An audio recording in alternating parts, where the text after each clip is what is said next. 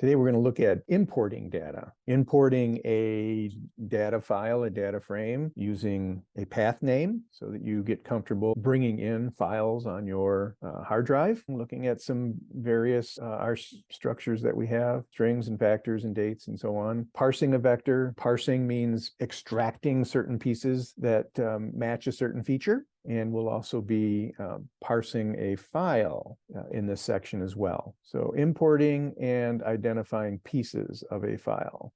And we're going to talk about data import. A lot of times when you import data, it's not always in the perfect format that you want to have it. Nice and tidy and clean, no missing data values, no misspelled items and so on. But that's usually not the case. And so you're going to want to import your data and do what they call tidy up the data. And that's to make it clean so that we can then send it to the data analysis for visualization and modeling. So in the introduction to our textbook, our authors came up with this data science cycle. What we're going to be talking about right now is importing data from our hard drive. Later on in chapter 12, 13, 14, 15, 16, we're going to be doing some tidying of the different data structures that we have, cleaning them up, dealing with missing data, cleaning up misspelled data, and so on. But this whole notion of tidying and transforming together make up this chapter, which is on wrangling. So once we clean the data, then we're going to send it to the data scientist to transform it, create new variables from old, and then create visualizations and do some modeling until we get our questions answered. And once we get our questions answered, then our empirical questions answered, then we communicate our results. So we're focusing on here in the first couple of chapters. We just hung out in here where we were doing a little bit of transforming, but creating visualizations. So now we're going to step back and we're going to import our data and we're going to begin to clean it.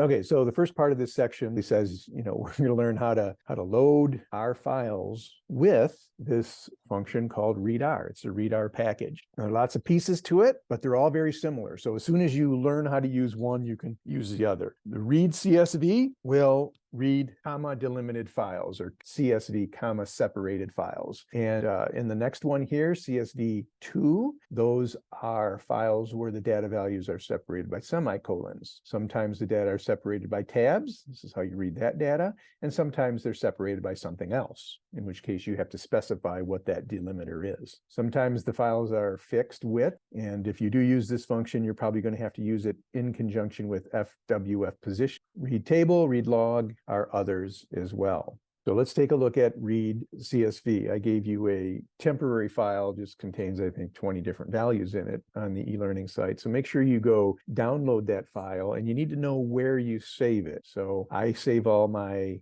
data sets in this folder called data sets. And so for the Mac, all of you are going to use the /users/ whatever the name of your user is. Mine is Jim. And then inside the Jim user, then we have documents. Everybody in the Mac has documents. Inside documents is my dataset folder, and inside the dataset folder is this CSV file. If you're going to be using a PC, instead of the single / they use 2 backslashes. So adjust if you're using a PC. So this is connected right to my hard drive, and you can see what the output is. When you read that file, it just tells you there are 8 rows, 2 columns. The delimiter that is being used is the comma. The first variable is a character, and the second one is a real number, a doubles. And then if we print this, and what's interesting here, it gives us a tibble, and the very first data value 1 in each of these columns, 1 in A, it thought that those first 2 data values that were posted were titles of the columns, and that's not what we want, and we will deal with that later. If you don't want to import a CSV file, you can create one right on the screen. So read CSV, and then this is the syntax that you would use in order to first give the column headings and then specified by 2 rows of data. So it's always the column titles that come first. All the data is separated by double quotes. The individual data values are separated by commas, and the rows of the data are separated by carriage return. We look at this data set. You can see the first ABC was treated as the column, and then you've got the next 2 rows. if you notice you have a data file where there's some stuff at the beginning that you want to ignore. So for example, if the first line of your code said the first line of metadata and the second line of the frame said the second line of metadata, and you didn't want to read that in, you wanted to start with these columns X, Y, and Z, and then you wanted this data file, you could skip the first two rows and it would skip these two. And then it would print off, as you can see, just the columns titles X, Y, and Z with the data values underneath 1, 2, and 3. And if you want to skip all comments inside the data, put one in there, comment I want to skip, and then say the comment is the pound. What happens is it prints the table again, ignoring all of the comments. And the data set might not have column names, and you might want to identify those column names later. And if your data set does not have column names, then you want to make sure that it doesn't declare the first two data values in that top row as being column headings. And so you basically say the column names is false, and then it throws in some made up column titles, capital X1, capital X2, and capital X3, but then prints the data 1, 2, and 3. This /n here, that is a commonly used couple of characters that indicate, end of the row or next row. And so you have in the first row 1, 2, 3, then you have this /n, then you have 4, 5, 6 in the next row, and then you don't have any column names. And since there are no column names in the data set, they put a couple up here for you. And here is the one. Remember that first data set where it declared 1 and A as our column headings? Here now, it does not do that. It inserts capital X1 as the first variable name and capital X2 as the second, then prints 1A in row 1 there, as it should, as a data combination pair as opposed to column headings. If you have a data set that does not have column names and you want to put column names in there, you can do so with the code on 93. See, now we have column names. In my temporary file, there were 2 columns. Similarly, I can give column names just like this. I can call the first column a number and the next column a letter. Another thing that you can control is if there's a missing value, and what you can do in your data file is just to indicate that with a dot and then say NA is equal to dot. So everywhere you would normally see a dot in the data file, you would see NA. If you did not have NA equals 0 there and you ran this, you can see that the decimal point goes in that spot. Now this is about all you need, just to read in the files like this and establish the columns if they don't have it. This is what you're going to do most of the time. Yeah, so these files on reading in files and labeling, relabeling the heading, making sure that you import the data with and without column headings is probably what you're going to be using. You're going to use the readr function and just do that most of the time. So there are some other things though that we will address in this section that you'll find handy. Okay, here's a section, and if you've ever used R before, they just wanted to indicate to you that there was an R function that is less desirable to use to read CSV files, and it's called read.csv. So we're not going to be using that for the most part, but just so that you know that it's out there. Here are some exercises if you wanted to read a file that had all the data values separated by a vertical line. Then how would you do that? Well, here's the code that you would do that. Otherwise, you just read a CSV file or read a TSV file or one of the other ones. But if it has a special delimiter, then you have to specify it in this way. So read CSV, comma separated values and TSV tab separated values. What do they have in common? Well, they have a lot in common. And there's an intersection function that tells you what in fact they have in common. So you can see all of these different functions here. Quote, we might use nmax, we might use skip, we've used NA, locale. Some of these are that we've used. So column names and column types are used. Locale is important in locating. All right, so here are some functions. You have NA and quoted NA and some various other functions here that we might not use a whole lot. In this function, read FWF, fixed width formats. What you need to know there is what you have to give it is where the column positions are. And so you use those two functions in combination. And here in number 4, it says sometimes these CSV files contain commas and prevent them from causing problems. They need to be surrounded.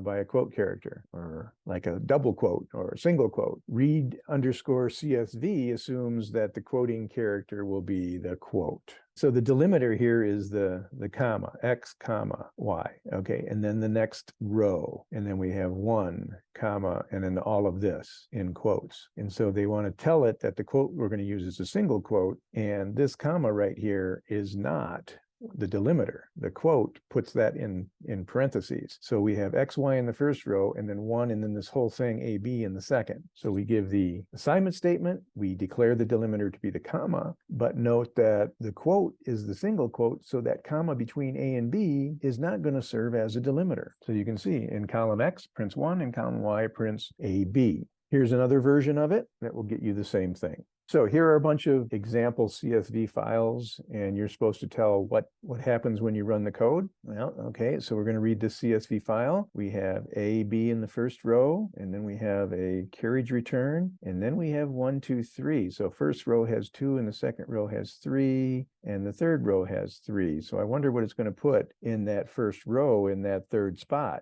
And here's what it did. It assumed, because of the first row, that you had only 2 columns. And so when you put, then when you declared the second row, it said, okay, we know we have just 2 columns. 1 goes in the first, and then it just dumps everything, 2, 3 in the second. Same thing with the third row. It says, okay, the third row, first entry is 4, and the second entry is everything else. So it just ignores the comma and puts the 56 together. That's certainly not what we wanted. In this one, we have A, B, C, so 3 items, and then we've got the next row, and this one has only 2, and then the next one has 4. So, how is it going to handle that? Well, it's going to assume 3, because that's how many's in the first row. Then it's going to, in the next row, it's going to have only 2 characters, and so I guess it's just going to say, don't know what the third one is. And then in the last one, it's going to put 1, and then 2, and then 34 goes in the next one, because there's only 3 columns remaining, and there it is. Yeah, not sure what this one's doing, and you can see it's given a problem as well. This one here looks like we have A and B, 2 elements in the first row, so there will be 2 columns. And then here's our separator for the next row. We have 1 and 2, and then again here's our separator, and then we have A and B. So AB 1, 2, AB. So this is probably not advocated because you have AB as the column headings, and then you want to print AB later on. So what it is exactly that they're going to print. You're going to start off with now this is CSV, but it looks like there's a colon. And so that A colon B, it's not going to interpret the colon as being 2 different columns. And so you're going to have 1 column titled A colon B, and then everything else is going to go under that column. So 1 column, and listed underneath the column A semicolon B is the entry 1 semicolon 3. Not so interesting there. Yeah, and they should have used the read CSV2, because when you read CSV2, then the semicolon is the separator. And so now we have A and B in the first row, 1 and 3 in the second row. Okay, let's look at parsing. So this string function here, what it does, it takes a character vector. You notice that true and false and NA, those are all character phrases, and it returns a more specialized vector.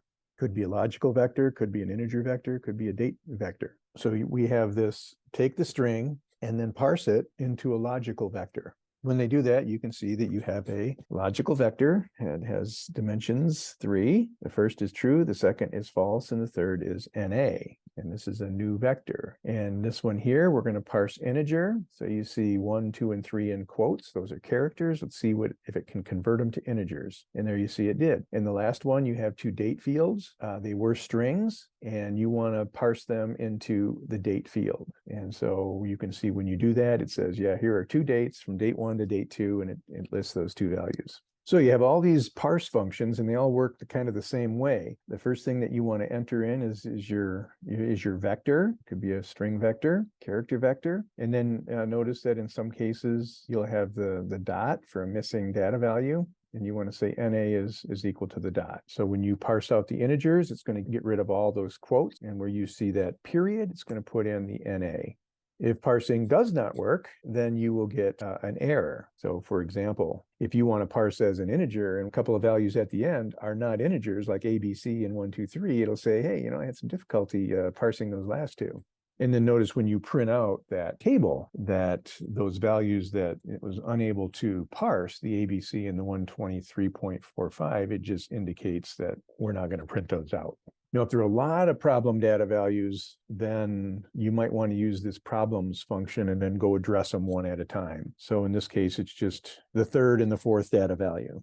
Now, what's available with the parsing functions? Well, we've already seen parse logical, and we've parsed out the integers. You can also parse out the reals, the doubles. You can parse out characters, parse out factors, and then you've got several related to dates and times. Date, timestamp, date, or time. So all of these different ways you can parse things out. So we're going to take them a couple at a time. So first of all, numbers. Seems pretty straightforward. Unfortunately, we have people that live in different parts of the world and use different symbols next to their numbers. There's a different symbol for the dollar sign in the US than there is for the euro sign over in Europe. You have things like commas between the 1,000 markers.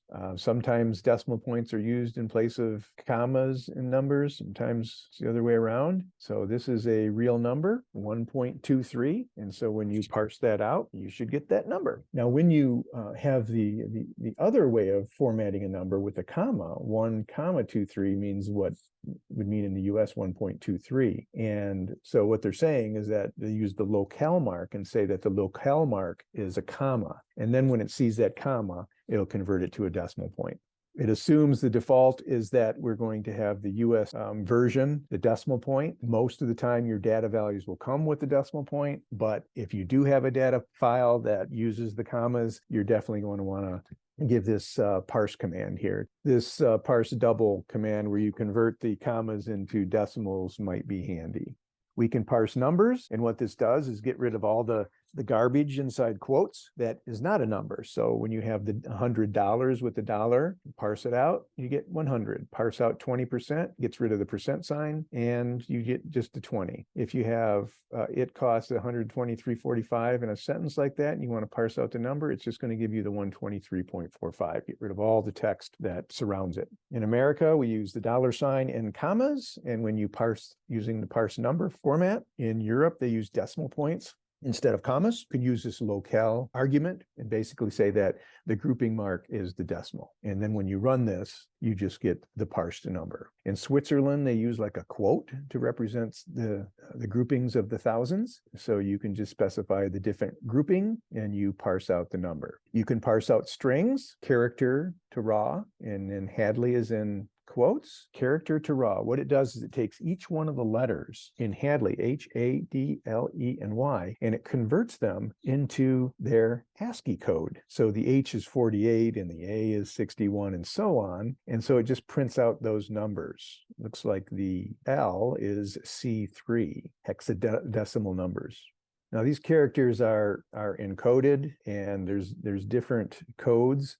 If you ever are asked to convert a text file to something or something else, or select a format, always select the UTF-8. That's the one that you want. But sometimes data are presented to you in other coding schemes. And so we're going to take a look at how to deal with some of those. So here's an assignment statement, and they wanted to use a special character, that umlaut, over the N. So it says El Nino was particularly bad this year.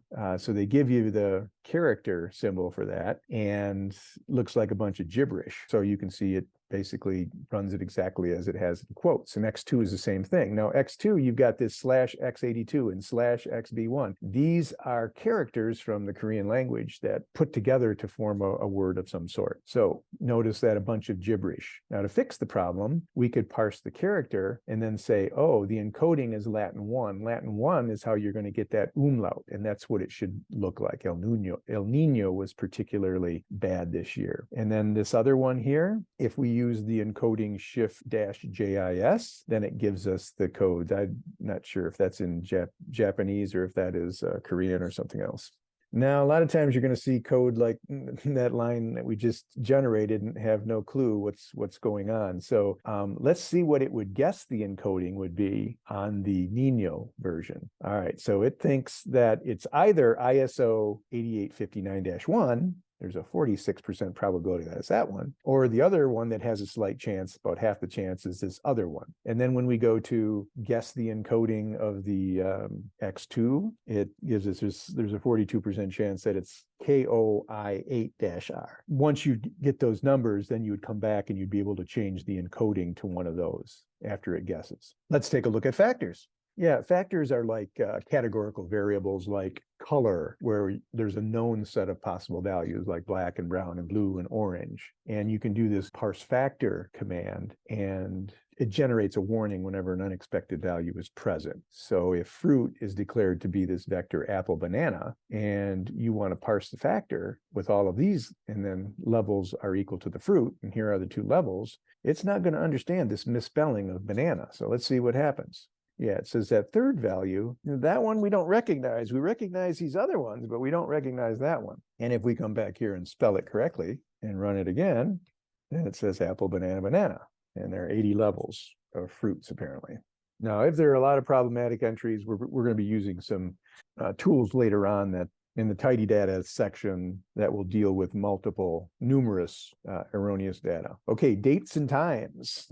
So we have a couple of parsing functions for date and time, and the default is this IS 08601 date time stamp. It's the international standard, and so we'll be using that. It reports from biggest to smallest, the year, then the month, then the day, then the hour, then the minute, and then the second. And so this one here, year, month, day, and then the time is 2010. And when it reports it, you can see 2010 in 0 seconds. So this is on the 24-hour clock. And so this would be 8:10 p.m. This one here looks only like a date. Well, it says 2010 and then 10 and 10. So this might be October 10th, 2010. And there it is. If you want to use just the parse date instead, there you are. Now, parse time expects the hour and minutes and seconds. And if you use that one, you could specify the 12-hour clock and use AM and PM. We're going to load this library that has some of those functions in there. HMS stands for hours, minutes, seconds. And then we're going to start parsing time. So you can see 10:10 AM. If you use the standard format, there it is, 1, 10, 10. If you parse time and use this next one, well, this is 8:10 in 1 second.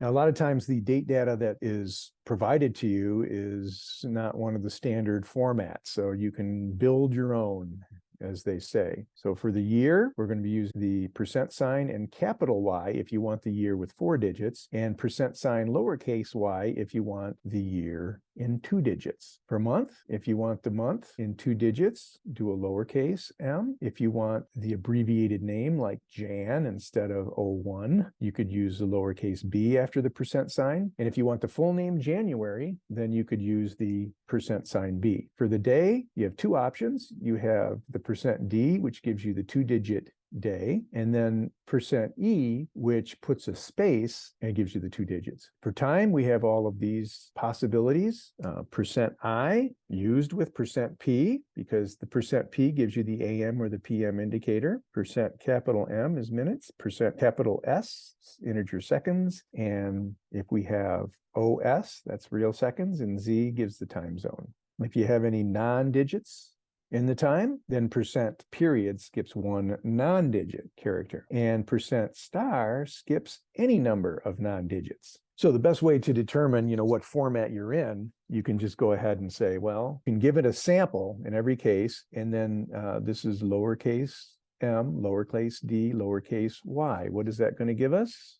Well, what it's saying is that this is the month. 1 is the month, so it's January. The day is the 2nd of January, and the year is 2015. But remember, when it parses a date, it's always going to return it to that standard format for the date. This one here, day is 1, D is 1, and the month is 2. So this is February 1st, 2015. The year is there, converts it to that date. And this one, if the year comes first, well, now they're saying the year is 1. I guess that's 2001, and the month is 2. So this is February 15th, 2001. The order matters.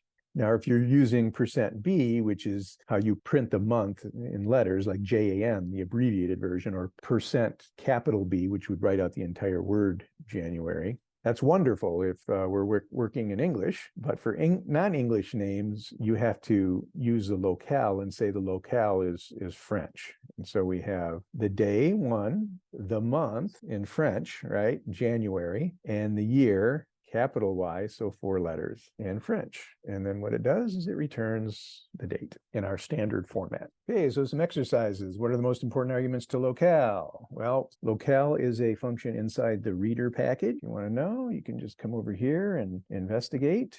And here is all the information on locales. So if you want to know what are some of the more common functions here you have some examples.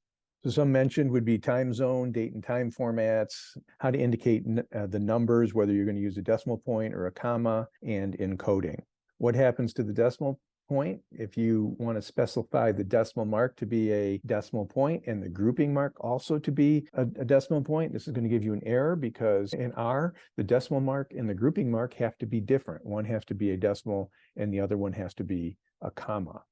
So if we set the decimal mark to a comma, you'll see that the decimal point in this number right here will be a comma, which means that the grouping character that's used is going to be the period. It's not going to be the same one.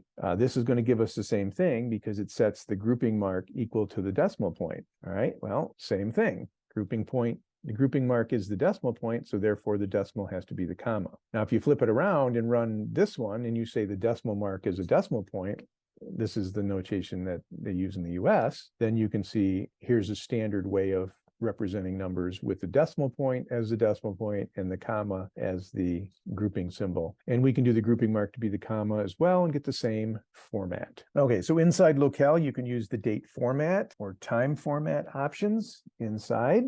And here are some examples. Parsing the date, we have the date in French, so we want to specify the locales in French, and then we just have to link up the day, the month name, and the year. It returns the date in our standard format. This one is the day, the month, the year. It's the abbreviation of the month, a short one, so we're going to use a little b, 4-digit year, so capital Y, and then the day. And this is in French as well. Wonder how it's going to handle this, but probably the abbreviation for October in France might be the same thing as it is in English.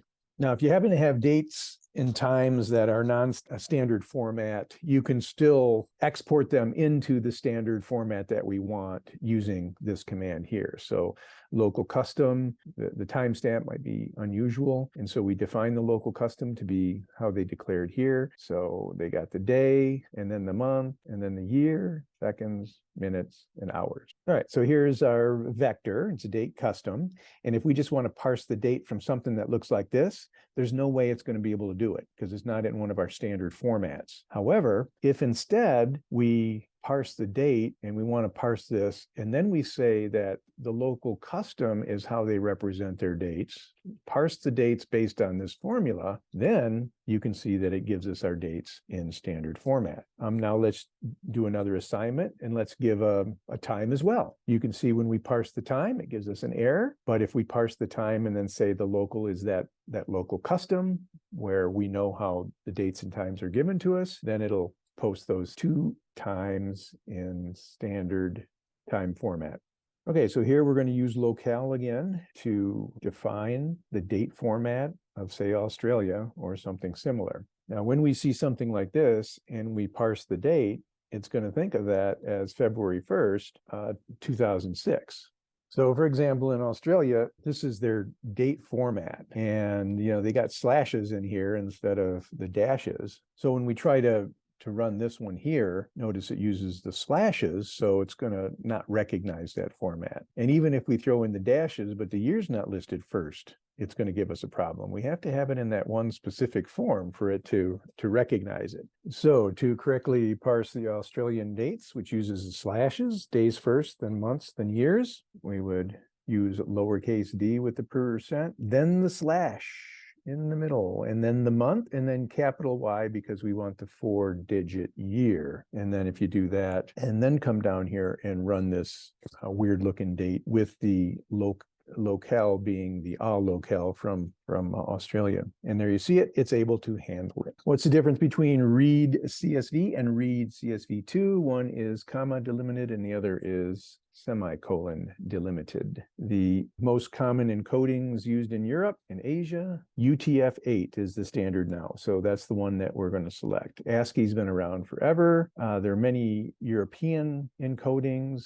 many Asian encodings, Japanese, Chinese, and Korean. There's many more that you can Google or look up corresponding to certain languages. And here are some resources for you to investigate further some of these character encodings.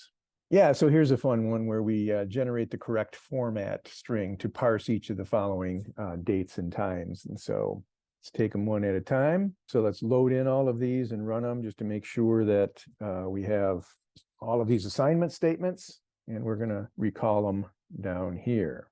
Okay, so here's date 1. It's got the full name of the month, and that's why we want to use percent and then capital B. So let's take the first one here. It's got the full month of January.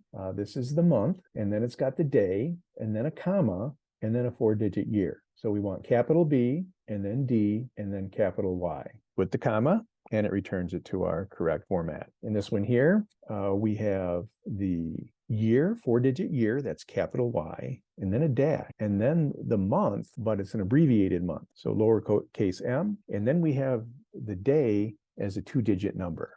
So D2, we've got capital Y, then a dash, and lowercase b to get the 3-character month, and then D.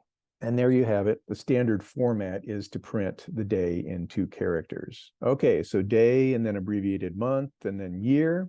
So this is day comes first. So that's percent lowercase d, then a dash, then percent lowercase m because the month is abbreviated, and then another dash, and then capital Y, which is the 4-digit year.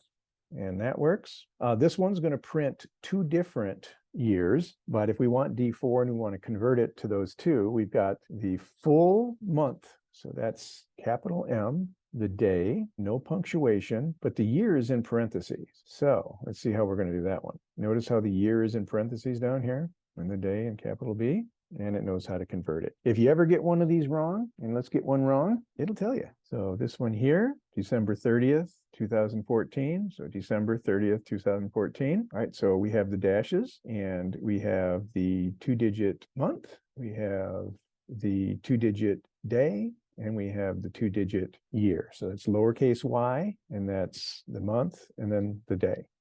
But what if we did the capital Y there instead of the lowercase y? What is it going to do for us? It's going to cause a problem. It's going to say, oops, yeah, it's going to cause a problem, say something like NA.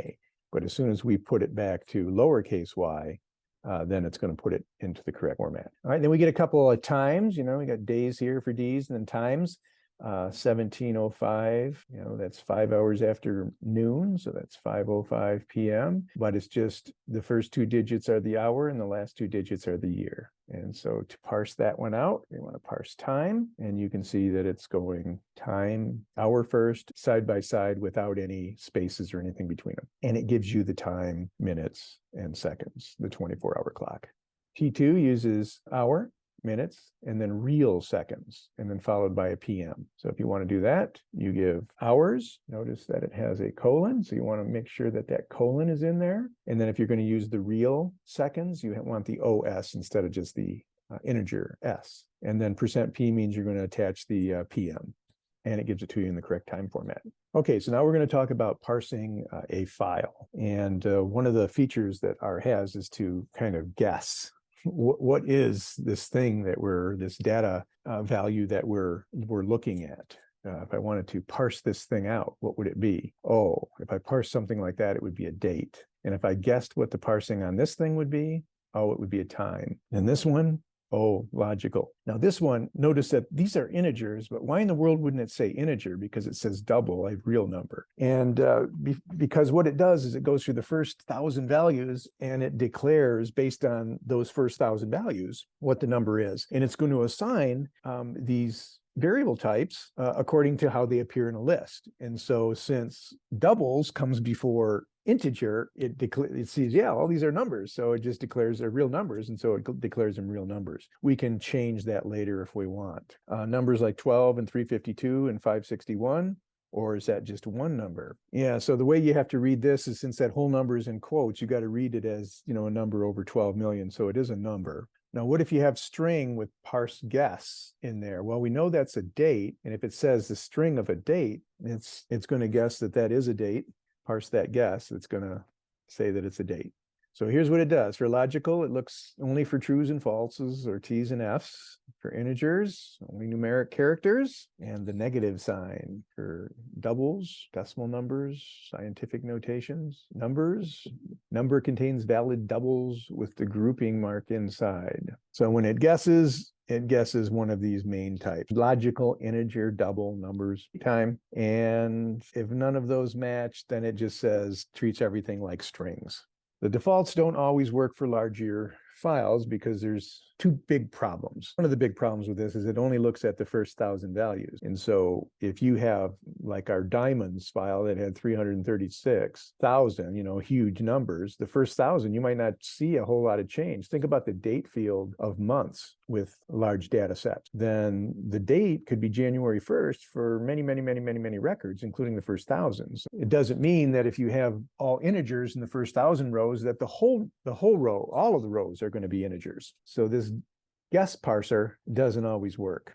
Okay, so our readr package, several examples in there. One of them is this challenge CSV file in here. So we're going to pull that out and we're going to assign it to be challenge. So let's make the assignment statement and let's view it. Now, as you can see here, we've got a lot of NAs in this column to begin with. Now, this is a whole data frame, but if you went all the way down to the bottom, then you would eventually see that there are dates down in there, but apparently we have some missing values. I want to get to just the first couple. You can see that we have an X and then a Y, and we have a doubles field and we have a dates field. If you don't want to look at the head, think things are ordered, you want to look at the tail. In the tail, you can see we now have some dates over there. Tail prints the last 6 rows, whereas head prints the top 6 rows. So what are the problems in this data set challenge? It said that there are five different issues. All right, so let's change the Y and let's just call it a logical field. So we've got this first column that's a doubles number, real number, and then you got the second one that is a logical field. And we know that it's a date. So you can change the date field by running some code like this. Notice down here, we're going to be calling the Y value the column date. And then when we look at it, you can see now that that last column is in date format. So we can always change the variable type. Find your columns specifically, and it'll cause fewer problems later on. Okay, let's consider this next example. Type convert is what we're going to use here. So we have, 1, 2, 3 down here. These are integers, and these are doubles, real numbers. And we're going to do this data frame as this tribble. So we will run this assignment statement, and then we'll print out this data frame. And notice that it declared both of them characters, does not know. Now, if we want to say type convert df, see what it gives here. Now it gives us double. Okay, let's look at writing to a file. So we can also write a CSV file, comma-separated value file, or a tab-separated file. And we're always going to be encoding strings in UTF-8.